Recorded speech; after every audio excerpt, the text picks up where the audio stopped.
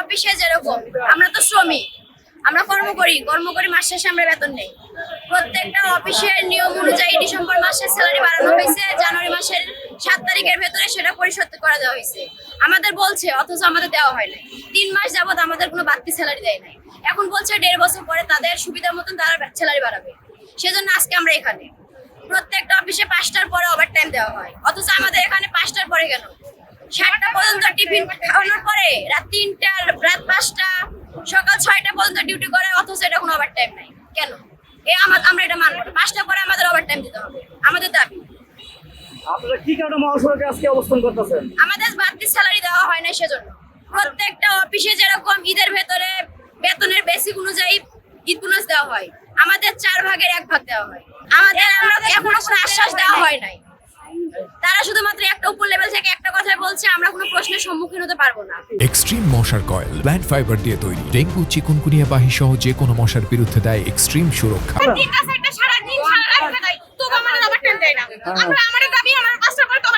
অফিসের কথা, গর্ভবতী মহিলা আছে তাদের জন্য কোনো ব্যবস্থা, 5টায় তাদের ছুটি দেয় না।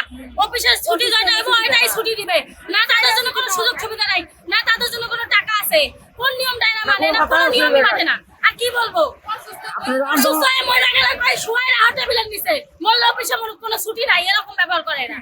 আর এরকম মুখের ভাষা এই অফিসের সুপারভাইজারদের মুখের ভাষার মতো কোন অফিসের সুপারভাইজার গালাগালি করে না।